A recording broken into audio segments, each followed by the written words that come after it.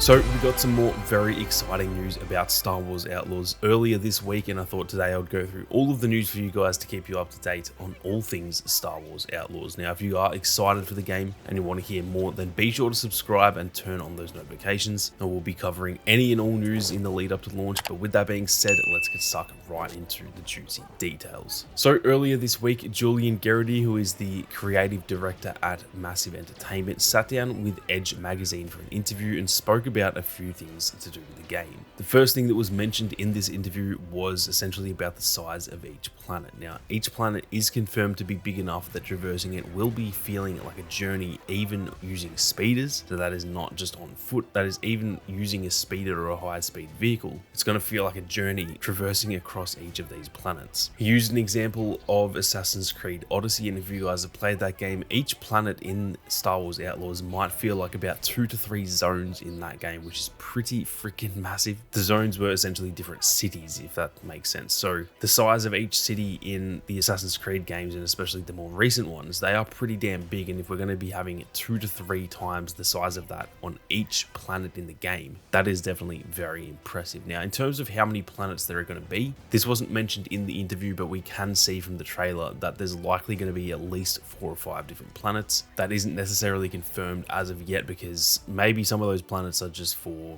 cutscene purposes or something like that, so we can't really confirm that as of right now. But we've essentially seen 5 in the trailers and in the gameplay, and I would be absolutely shocked if any of them aren't actually playable. So the fact that we're probably going to have 5, potentially more planets, and each of these is going to be the equivalent of 2 to 3 cities in Assassin's Creed, that is absolutely ridiculous. Now, something else they mentioned about these planets too is that they confirmed each planet is actually handcrafted rather than being procedurally generated, like for example in Starfield, how every planet, or not every single planet, but most of the planets in that game are essentially just made by AI, and then they kind of go in afterwards and like actually add stuff to it by hand. But for the most part, it's actually just generated in a similar way, for example, to the way that you generate a Minecraft world, and it pretty much just creates itself, if that makes sense. So they did confirm that that is not going to be the case in this game. Each planet is handcrafted. Now, that doesn't mean that they haven't used cross-gen at all. I dare say there's probably some, if the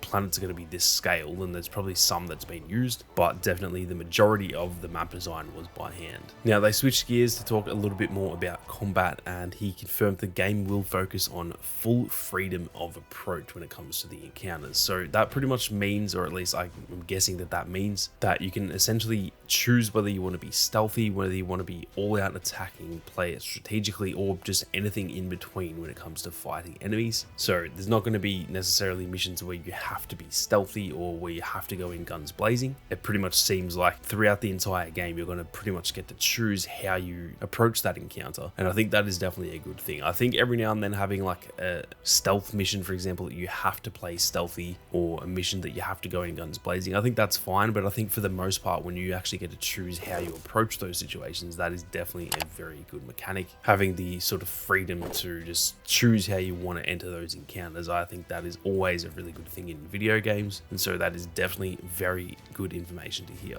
Now, they also touched on the reputation system, which we kind of briefly saw in the trailer, or actually in the gameplay that they showed at Ubisoft Forward. They mentioned that the reputation system will dictate exclusive quests, vendor prices, and even locked off areas, where if you do have bad reputation with a certain faction or syndicate, you actually can't travel to that area without them trying to hunt you down. It essentially seems like, for example, if you're on bad terms with the Empire and then you head to a planet that is under Imperial control, pretty much won't be able to go to that planet without people trying to hunt you down. And even by the way that they talked about locked off areas, I'm wondering if that means that if you're in the bad books with the Empire, there are even areas that you just literally cannot go to at all, and you have to actually improve your relationship with the Empire or with other syndicates or whatever to get to those areas. So that, I think, would be pushing it too far if you just literally can't go to certain areas if you have a bad reputation. I'm not too big of a fan of that, but I think more what they were getting at is that if you go to a planet with a bad reputation, and that is a, you know,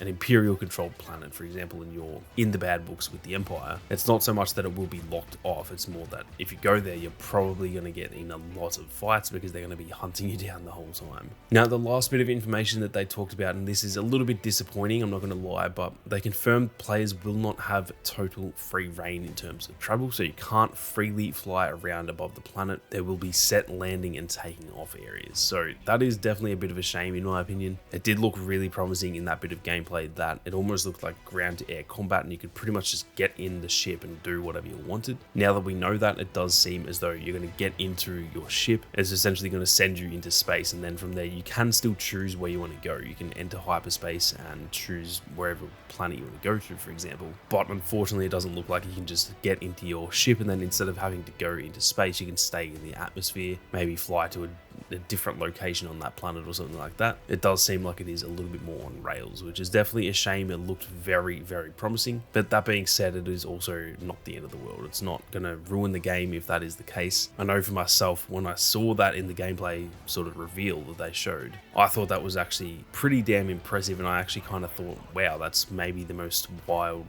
thing that I've seen in a game like this. And so it probably makes sense that that is not going to be how it's done, because that would take a lot of processing power if you could just jump into your ship and go wherever you wanted at all across 5 different planets that we now know are going to be freaking massive planets. So like I said, a bit of a shame that that is not the case, but it probably makes sense, and hopefully we do still have a fair bit of freedom when it comes to the space travel. But that is pretty much it from this interview with Edge magazine. I'm definitely keen to hear thoughts on all the information that we got. Does that freedom of flying around, or the lack thereof I guess, take a bit of a hit for the game for you guys, or are you not really too fussed by it? Let me know down in the comments. I'm always keen to hear your thoughts. But with that being said, thank you all very much for watching. You guys have a great day, and may the force be with you always.